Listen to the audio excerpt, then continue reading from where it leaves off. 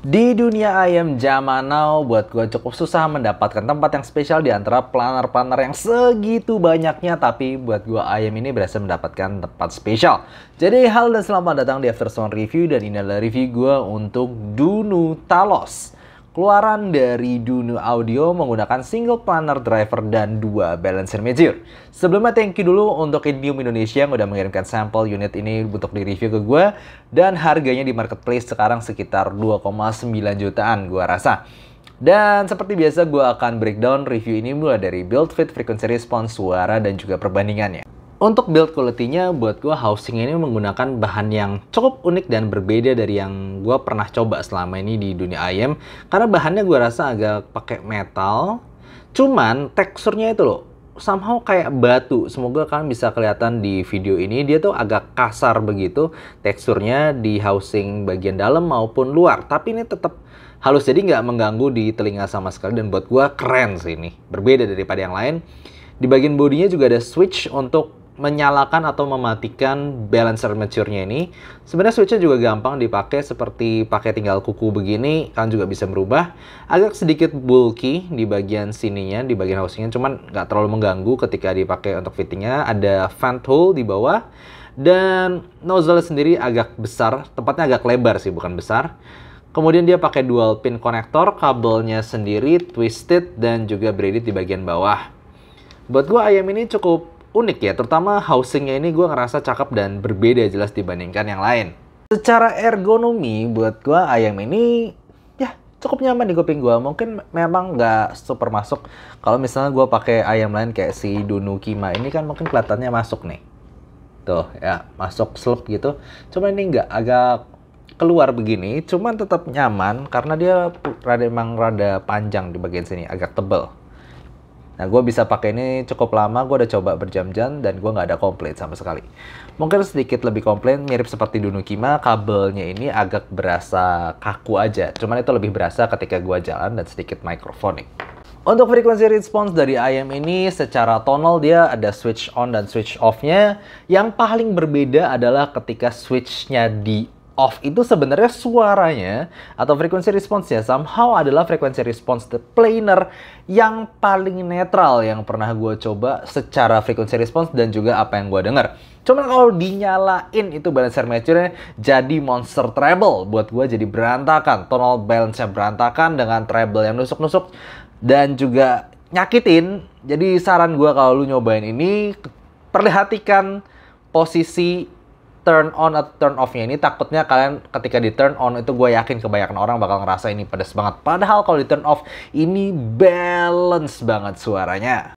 Mulai dari bahasa sendiri, buat gue ayam ini adalah ayam planner yang paling netral simplinya. Apalagi kalau misalnya kalian bandingkan sama IM planner nowadays, sebutlah kayak Rapgo Hook X, Shure S12 ataupun Timeless. Buat gue ayam ini paling sedikit bass, elevasi bassnya itu. Jadi kalau kalian suka sama bass-bass ayam-ayam yang tadi gue sebutin, jangan kesini karena bakal berbeda. Tapi dia paling tight, paling cepet, dan juga depth-nya sama, semuanya punya depth yang bagus. Cuman gara-gara mungkin netralnya ini somehow sub bassnya itu cukup menonjol. Mid bassnya ini sangat lean ya. Jadi gue dengerin kebanyakan lagu yang EDM atau pop gitu, dia bisa nggak terlalu exciting, atau buat orang beberapa mungkin malah simply kurang banyak bassnya karena dia cukup netral. Cuman ada sedikit naik di area sub bass sana, berasa sih, itu berasa di lagu-lagu yang punya sub bass gede. Cuman untuk kebanyakan lagu gue nggak ngerasa ini cukup fun buat kebanyakan orang. Cuman perlu di note untuk orang yang kayak gue aja jujur ini gue bukan orang yang suka banget kebanyakan mid bass. Dengan keberadaan sub bass segini buat gue cukupan aja dan gue cukup bisa enjoy. Dia nggak senetral Etymotic. Kemudian beralih ke bagian mid range. ayam ini punya mid range yang masih ada upper mid range forwardness yang bikin vokal cewek itu berasa lebih maju dibandingkan vokal cowok. Masih berasa ini nggak sampai netral-netral banget sih. Masih berasa upper mid range-nya buat gue sedikit lebih maju, terutama di vokal-vokal cewek yang gue rasa sebutlah Joyce Ju atau Taeyeon itu jelas berasa lebih maju dibandingkan kalau gue denger lagunya mungkin ya Ed Sheeran bahkan ataupun Josh Groban dan Michael Bublé. Jadi ayam ini sendiri Cuman kalau misalnya gue bandingkan ya, dibandingkan Timeless Shure S12 gitu, ini yang paling balance, ini yang paling mendekati netral. Kalau Shure S12 sama Timeless tadi masih kayak lebih berasa energinya lagi di bagian upper mid range-nya dibandingkan IM ini. Jadi dia paling kalem mungkin dibandingkan tiga-tiga tadi. Dan secara treble, ini yang gue bilang, please jangan nyalain treble on-nya. Itu bakal bikin ya berantakan, simpelnya buat gue berantakan. Gue tahu untuk beberapa orang mungkin kerasa detailnya nambah, resolusinya nambah, ada kesan lebih ya lebih detail gitu ya dengan tambahan brightness di frekuensi atas. Cuma masalah buat gue tonal balance-nya itu loh jadi berantakan dan timbelnya juga makin lebih metalik. Lebih dengerin simbalnya tuh jadi kayak lebih cempreng, lebih kasar, ya lebih metal cepras gitu loh. Jadi bikin treble ini berantakan. Nah, kalau di turn off, treble-nya ini cukup punya kontrol yang baik, cymbal crash cukup natural, dan juga dia punya extension yang sangat bagus. Dan dia lebih ada elevasi yang gua rasa, elevasi di upper treble sana, jadi dia memberikan sensasi airy, ada nya gitu di frekuensi nada-nada tinggi, tapi cymbal-nya sendiri di lower treble-nya tidak terlalu tajam.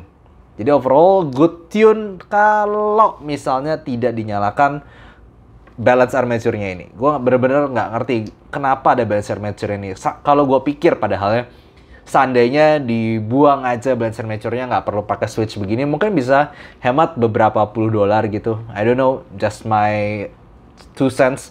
Dan gue harus ngomong yang unik memang dari IM ini adalah lu dapetin tonal yang mendekati netral. Seperti kalau misalkan coba Dunu Titan S dan kalian suka gitu ya, kalian cuman pingin resolusi dan transient ala planar, gue bener-bener nggak kebayang yang lain selain Talos ini. Jadi memang kayak ada perjalanan kayak dari si Dunu Titan S, kemudian lu upgrade secara teknikalnya, tapi sama tonalnya agak mirip ya, nggak sampai sangat-sangat mirip. Gue masih ngerasa Titan S itu timbrenya timbre dynamic driver-nya lebih benar.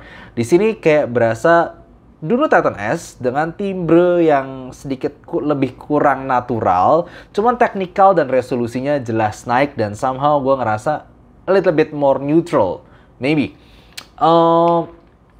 Dan habis dari Dunu Talos ini kayak upgrade-nya tuh jelas ke Zen Pro. Jadi gue ngerasa, gue habis nyobain banyak, gue ngerasain nih, oh ini adalah sound signature-nya Dunu yang sekarang mungkin. Jadi overall Dunu Talos ini bisa gue bilang spesial, karena kalau lu coba yang planar-planar lain, buat gue timbrenya tidak ada yang senatural si Dunu Talos ini. Nggak super natural, nggak natural banget sih jujur aja. Cuman dibandingkan yang lain, ini sama nyaris paling natural selain Tin P1 Max. Cuman dengan tonal yang paling netral dibandingkan yang lain, tetap punya extension yang bagus untuk bass dan untuk treble. Jadi secara tonal overall really good. Untuk kalian yang suka netral-netral, cuman pengen resolusi tinggi. Nah, sekalian ngomong teknikalitasnya nih.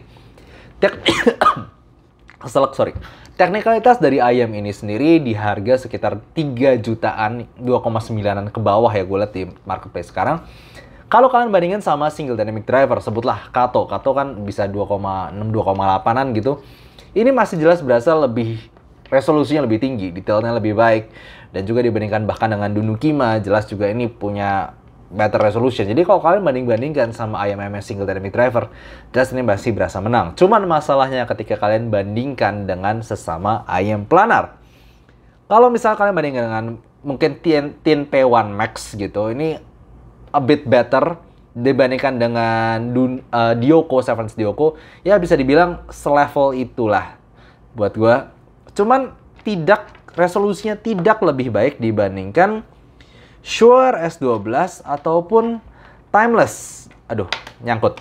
Ataupun Timeless. Jadi maksudnya gue berharap lu kebayang lah maksud gue di sini level resolusi dan detailnya itu masih di bawah dua ini, tapi sebagus Dioko mungkin.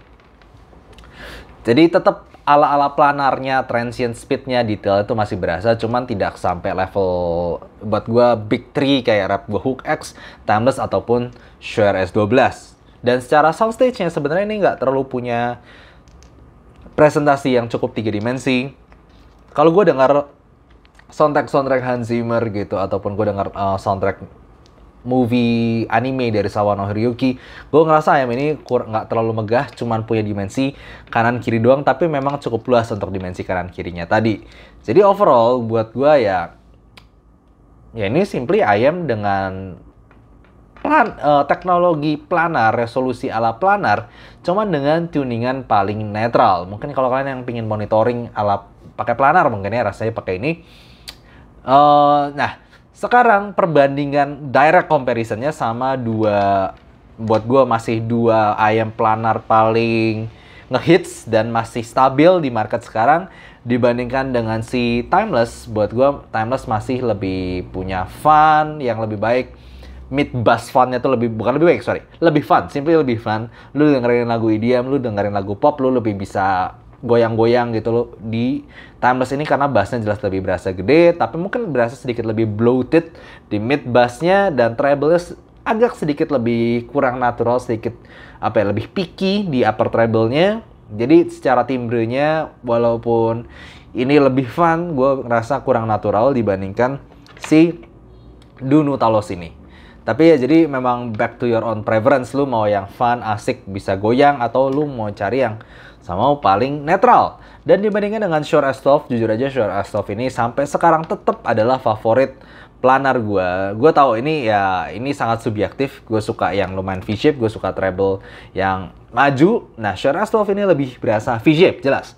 Dengan bass yang lebih maju, bass yang lebih gebuk, dan juga upper mid-range to treble yang lebih maju dibandingkan si Talos ini. Jadi kekosongan di area mid-range-nya lebih berasa di Shure S12. Tapi Shure S12 ini jelas lebih engaging, lebih fun, lebih berasa gigit kalau lu dengerin lagu rock. Dan juga lebih megah ketika lu dengerin lagu orkestra.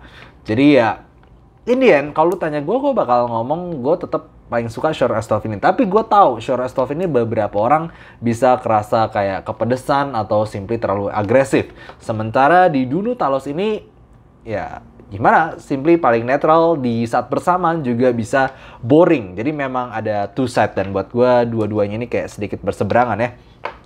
Oke, jadi yang konklusinya buat gue ayam ini punya tonal yang bagus, netral, buat ada marketnya tersendiri. Tapi gue yakin untuk kalian yang suka fun, kalian yang bass head gitu kan, suka V-shape kayak gue, ini bakal kerasa kurang, energinya kurang, dynamicsnya kurang. Still gue tetap masuk kategori cukup spesial karena gue nggak pernah denger ayam planar senetral ini. Oke, gitu aja untuk review kali ini. Buat gue bakal kasih tonalnya segini, dan untuk technical testnya segini, dan untuk overall rankingnya adalah segini. Dan seperti biasa, ranking ini bisa berubah-berubah tergantung dengan perkembangan teknologi ataupun perubahan benchmark gue. Dan kalian bisa cek di bawah untuk update-update terus untuk ranking list gue di description di bawah. Oke, gitu aja untuk review kali ini, dan semoga kalian suka. Dan kalau kalian suka, jangan lupa kasih like dan subscribe, dan see you next time. Bye-bye.